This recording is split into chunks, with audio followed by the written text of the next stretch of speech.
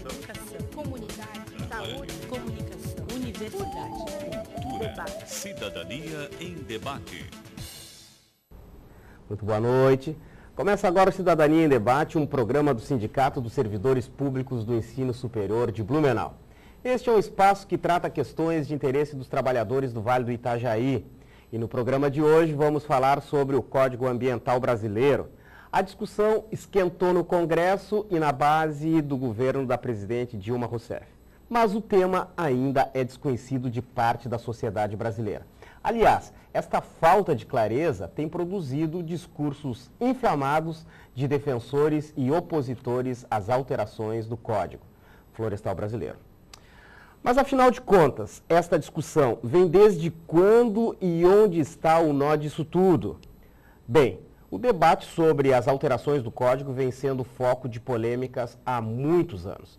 Desde que foi aprovado em 1965, já foram sugeridas diversas alterações e boa parte foi aprovada por meio de leis ou medidas provisórias. Há, no entanto, um número muito grande de divergências e as principais são sobre a diminuição do percentual de terras que devem ficar intactas e de uma eventual isenção de multas ambientais aos proprietários de áreas desmatadas ilegalmente. A região amazônica é a principal fonte de conflito. O deputado federal Aldo Rebelo, relator da proposta de reforma do Código Florestal, defende que a intenção é regularizar a situação de 90% dos produtores rurais brasileiros, que estariam na ilegalidade. Além disso, propõe a consolidação das áreas que já estão em uso na agricultura e proíbe o desmatamento nos 5 anos posteriores à promulgação da lei. Pois bem, para esclarecer estas questões e debater as modificações do Código Ambiental, está aqui no nosso Cidadania o primeiro tesoureiro da Associação Catarinense de Preservação da Natureza, a Caprena, Vanderlei Paulo Schmidt. E a nossa primeira pergunta é qual o entendimento que a Caprena tem da reforma do Código Ambiental. Boa noite, Paulo, obrigado por vir. Qual o entendimento que a Caprena tem desta reforma do Código Ambiental brasileiro? O entendimento que a entidade tem é de que o novo código proposto pelo deputado Aldo Rebelo, ele é um retrógrado. Primeiramente, fazer um histórico sobre a questão do Código. O Código ele começou em 1934, depois ele foi aperfeiçoado em 65, e ele partiu sempre do Ministério da Agricultura. Os técnicos do Ministério da Agricultura é que observaram no campo que tínhamos que ter uma legislação para poder regularizar um pouco essa situação de devastação que ocorria na época, na década de 30, 40, 50, 60. Isso visto vários problemas que ocorreram. Então, os técnicos do Ministério da Agricultura e não os ambientalistas, como fala o seu Aldo Rebelo, e os ruralistas que criaram o Código Ambiental, não foi bem assim a história, acharam por bem criar normas e diretrizes para poder direcionar, porque então o desmatamento, a devastação estava incontrolável. Foi aí que surgiu o Código, com seus técnicos, com as suas regulamentações a nível nacional.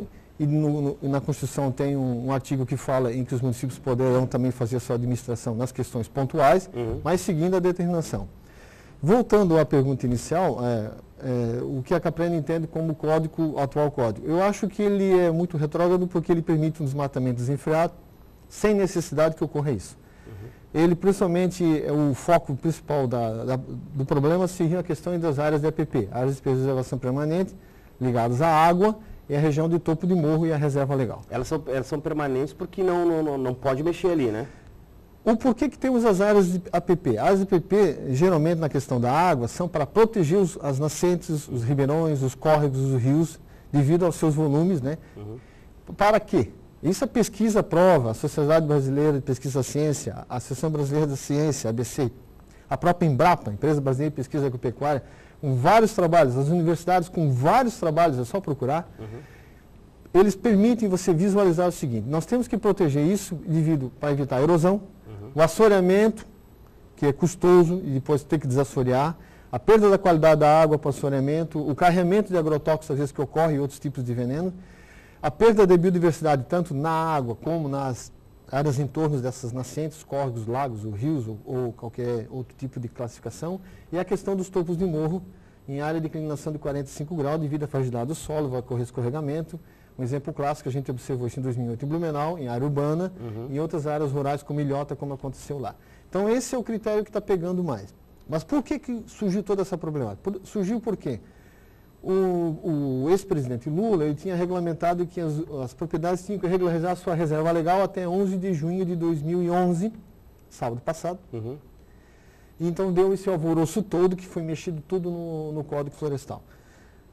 Passou no primeiro momento na Câmara, com a grande maioria, muitos deputados estaduais que a gente achava que iam defender o antigo código e contra o novo, votaram a favor, que a gente estranhou. Foi para o Senado já está sinalizando que vai ter outro tipo de visão, outro tipo de comentário, vai chamar os cientistas, vai chamar toda a sociedade para discutir esse assunto, e tem certos pontos, praticamente são 11 pontos que são inegociáveis. A própria presidenta já se prontificou que ela não negocia desmatamento, não negocia anistia desmatador, porque daí você pune quem seguiu a lei. Seria mais ou menos que você cometesse um crime até 2008 e depois uma pessoa cometesse um crime em 2009. Até 2008 você é liberado, vai para sua casa, e em 2009 você continua cumprindo a pena. Eu acho isso um absurdo. Esse discurso dos ruralistas dizendo que as ONGs internacionais fazem pressão, que eles estão modificando para dificultar o desenvolvimento do agronegócio, é uma tremenda mentira. A Embrapa tem dados em grande quantidade que prova isso. O Instituto, o IPEA, que é do governo da área econômica, já fez um estudo lançado há pouco tempo, acho que 2 semanas atrás, que prova de que se fizer toda a regularização dentro do Código Florestal, a agricultura... Do atual, esse antes antes do novo, o antigo, mas se tiver um novo com algumas adequações do antigo, manter mais ou menos o arcabouço do antigo, a produtividade aumenta, sem precisar desmatar mais nada, sem precisar destruir muita coisa, porque nós temos a questão da Amazônia que você falou, uma grande quantidade de material genético, tanto animal como vegetal, que poderá ser usado para o Brasil. A gente não pode jogar isso fora por causa só de uma cultura de cana ou só por causa de uma soja do momento ou coisa parecida. Então a gente tem que se sentar para se discutir isso. Acho que o Senado vai modificar e vai melhorar muito esse texto, porque no atual texto que o senhor Aldo Rebelo colocou, ele é muito devastador, muito degradador. Mas tem uma discussão que pega muito aí, relacionada ao pequeno agricultor, né? Porque o pequeno agricultor estaria impossibilitado de trabalhar, de explorar melhor. Onde é que pega exatamente aí quando trata do pequeno agricultor? Aí são várias, eu acho que são 2 linhas. Tem a linha que fala dessa questão do pequeno agricultor, várias entidades que representam o agricultor apoiam o antigo código, né? E tem a questão dos grandes proprietários de terra. Por exemplo, ele isenta 4 modos fiscais, no caso da Amazônia, a serem isentos de área DPP e reserva legal. Um proprietário que tenha lá 30 mil hectares, ele pode dividir a propriedade dele em vários 4 módulos. E ele fica isento de fazer qualquer tipo de recuperação de área DPP ou então de reserva legal. Eu acho que pelo pequeno agricultor, no primeiro momento, se ele devastar a área DPP, não recuperar ou não tiver reserva legal, ele terá um ganho, entre aspas, falso. No segundo momento, ele vai acabar perdendo. A gente tem que priorizar a questão da água. Não adianta o agricultor achar que ele vai ter um investimento, se depois as nascentes, os rios e rachas eles secarem ou ficarem assoreados. Ele vai ter um custo muito maior. Você vê que, por exemplo, nas estatísticas pluviométricas, o oeste de Santa Catarina chove muito mais do que a região do leste. Basta dar 30, 45, 50 dias de estiagem no oeste, é um pandemônio. Sim. É uma correria desenfreada atrás de água de chuva, é o Estado financiando caixas para captar água, caminhões, pipas nos grandes rios puxando água. Por quê? Porque as nascentes e os córregos praticamente desapareceram do oeste devido a uma cultura de devastação, né? de produzir em qualquer canto, produzem em qualquer canto, primeira estiagem, vira um pandemônio, todo mundo entra em pânico, até quando o Estado poderá suprir esse pequeno produtor? E tem uma coisa que o pessoal tem que lembrar também. As mudanças climáticas estão aí. O planeta está aquecendo devido a vários fatores que vocês já sabem. Consequentemente, o que está previsto para a nossa região é mais chuva. Sim. Vão ter mais chuva em quantidade e em pouco tempo. Se você não tiver, por exemplo, essas áreas de proteção, os escorregamentos, assoreamentos, esborragamentos vão acontecer em grande quantidade, provocando danos muito maiores, tanto para a área urbana como para a área rural. Então, eu acho que tem que se avaliar essa questão, né? Fazer um plano estratégico. Acho que o Estado, Eu sinto ele muito moroso, muito lento nessa discussão, acho que espera às vezes acontecer para depois fazer o socorro. Então, são vários fatores que estão atrapalhando. Por exemplo, os ruralistas alegam que o pequeno agricultor está inviabilizado economicamente. Não é questão ambiental que inviabiliza o agricultor. É a questão de planejamento do Ministério da Agricultura. Né? Não tem financiamento decente, não tem seguro de safra decente, não tem um trato para a agricultura familiar diferenciado. Vou dar um exemplo. Eu tenho parentes que são produtores de arroz em Gaspar.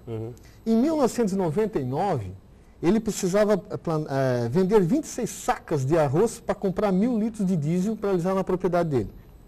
Hoje, em 2011, ele tem que produzir 100 sacas para comprar os mesmos 1.000 litros de diesel. Então, ele tem que produzir 74 sacas a mais, em questão de 10, 11 anos, para comprar a mesma quantidade de diesel. Isso é uma prova que o insumo, os diesels, os agrotóxicos, ou então o tipo de material que ele usa na cultura dele, encareceram, mas a produção dele não foi valorizada. Então, eu acho que é um desvio de não atacar esse foco e sim jogar para a área ambiental, que é dizer que o problema é ali. É porque a gente sabe que aí tem um monte de interesses, né? Tem o interesse do ruralista, né? Das grandes propriedades, e também tem dos empreendimentos, né? Também, tanto a área urbana como a área rural, elas têm as suas particularidades. Por exemplo, a área rural, hoje em dia, Blumenau, no plano diretor, determina que as áreas de APP em córregos, elas são ANEAs, áreas não edificáveis e não aterráveis, reduzindo, por exemplo, o Ribeirão Garcia, que seria pela legislação antiga 30 metros, mas devido à ocupação que ocorreu há muitos anos atrás, não se seguiu o Código de 65, nem na área rural, poucos lugares, e nem na áreas urbanas. Você vê quantas construções tem em cima do rio. Seriam 30 metros em rio pequeno, e no caso o rio Itajaí teria que ser 100 metros, hoje é 45 ou 33 metros, conforme o ponto de vista. Quando o Ribeirão Garcia, que é 15, 16, 14, conforme você avança na nascente ou vem mais a foz, nem essa área de ANEA, que é pequena, metade de 30 metros, é seguida. Isso é uma prova de que realmente a fiscalização, tanto ambiental como da regularização do município, ela é falha, não só agora, mas em décadas passadas também. Eu acho que se empurrou com a barriga e agora chegou ao ponto que o umbigo não passa mais. Né? Não passa na porta e virou um gargalo. Então entrou toda essa discussão novamente. É uma questão séria a questão da área de APP em área urbana, mas esperamos que de repente a gente consiga, com a discussão com a sociedade, melhorar esse entendimento. Então tá, né? A gente está aqui fazendo essa discussão. Nós voltamos daqui um pouco aí para discutir a questão do código, né? Esse impasse do Código Florestal. E o nosso convidado hoje, né, para tratar desse assunto é o Vanderlei Schmidt, que representa a Caprena. Já voltamos.